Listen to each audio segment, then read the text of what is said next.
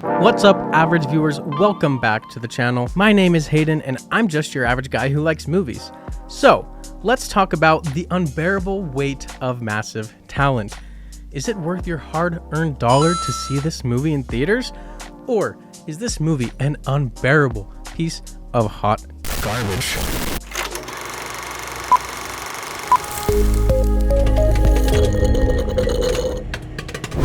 Just a quick breakdown of this movie. It stars Nicolas Cage as himself and Pedro Pascal as Javi Gutierrez. It is directed by Tom Gormican, who I've honestly never even heard of. In fact, if you look up his IMDb credits, you'll find that he doesn't have very impressive portfolio and hasn't really done anything since like 2014. In a way, this restores my faith in Hollywood because they trusted this guy with very few credentials to tackle a big budget movie with famous actors, and it feels as if they gave him a lot of creative freedom. Anyways, this movie follows Nicolas Cage as he's invited to Javi Gutierrez's house for a birthday party. He finds that Javi himself is a huge movie fan and idolizes Nick Cage. Nick runs into the CIA, who inform him that Javi is the leader of a crime ring and he must go undercover to betray his biggest fan and new friend. Before we jump into the review, let's start with our content warning. This movie has pretty frequent uses of the F word. Sometimes the F word is used as the punchline to certain jokes. However, if you aren't bothered with this word, it's pretty mild in every other sense. There's no nudity, blood, or disturbing violence. There are a few action sequences, but they would honestly be rated PG. The only other thing to note is there is a scene where LSD is used for comedic effect. I would not recommend this movie for children. There's really nothing here for them. The jokes are pretty adult, and I don't think they would really understand the irony of the situation and the satire intended with Nick Cage playing himself. Alright, you guys, can I just start the review by saying that you are definitely getting more than your money's worth with this movie. When you buy your ticket, you are not just buying a ticket to a comedy to watch Nick Cage be Nick Cage, make fun of how he's become a meme.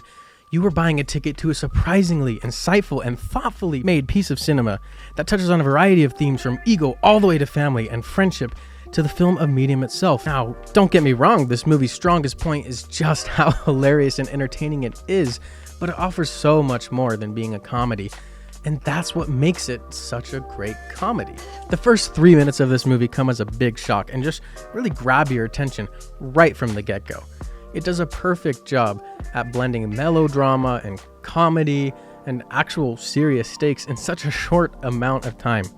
It shows you exactly what you will be getting yourself into for the rest of the movie. Can I just say that the pacing of this movie, at least for the first 2 acts, is just insanely good, way above par for what you should expect for a comedy. The way the story unfolds and starts connecting pieces is just so intriguing and keeps you engaged in the perfect balance of propelling the story forward and giving us enough time to be with and understand the characters. This film is definitely a character-driven movie. Yes, it had a big budget, it had nice locations and set pieces, but if it didn't, it still would have been just as good.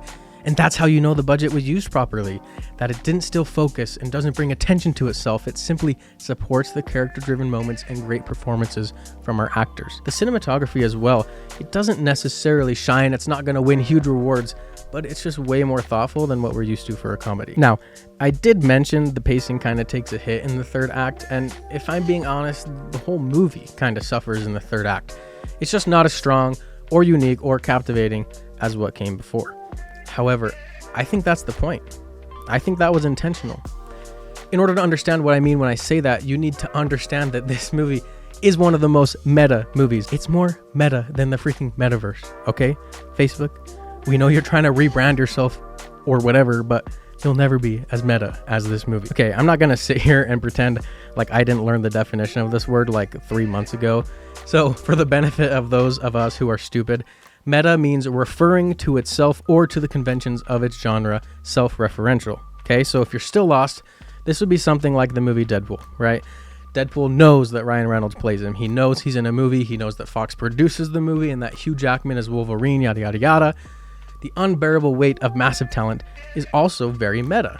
It refers back to Nicolas Cage's prior work. It's very self-aware of the fact that it's a satire about Nicolas Cage and his career, and it makes frequent comments about the genre of comedy itself. One thing you may notice about this movie is that it makes a lot of commentary about the current state of Hollywood and about the medium of film.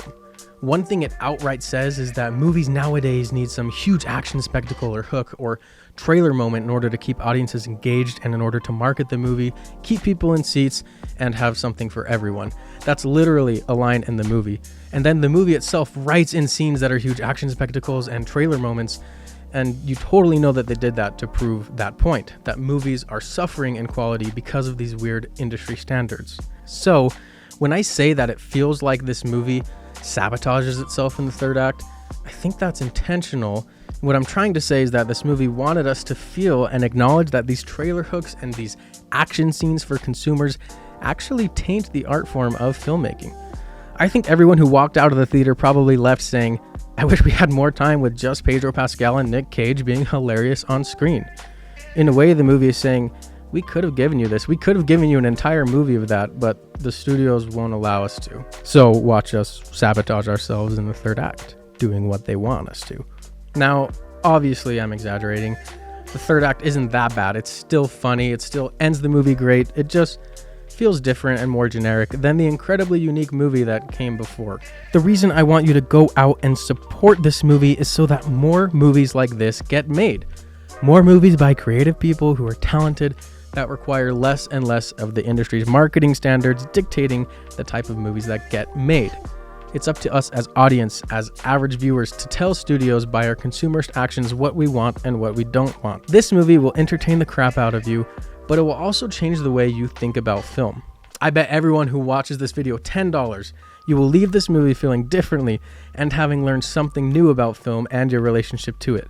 Leave me your Venmo in the comment section. I'll seriously do it. So, The Unbearable Weight of Massive Talent is a hilarious comedy. If you didn't like Nick Cage before, you'll love him in this.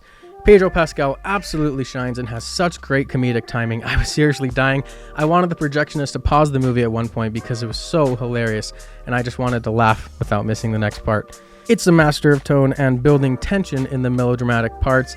It has great themes about family and making them priority, about film and its capacity to breach generational gaps and bring people together. You guys, that is why I'm giving The Unbearable Weight of Massive Talent a big, fat, go see it in theaters twice. That's right. If you guys can't afford to go support this movie in theaters, take out a loan, refinance your house, go panhandle with a cardboard box on the side of the street that says, need help trying to go see The Unbearable Weight of Massive Talent in theaters. Alright guys, let me know what you think in the comments down below. Do you disagree with me? Did you feel that this movie was redundant? Did it not make you laugh?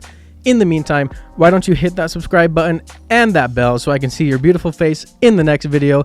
As always, Mom, thanks for watching, and the rest of you, stay average.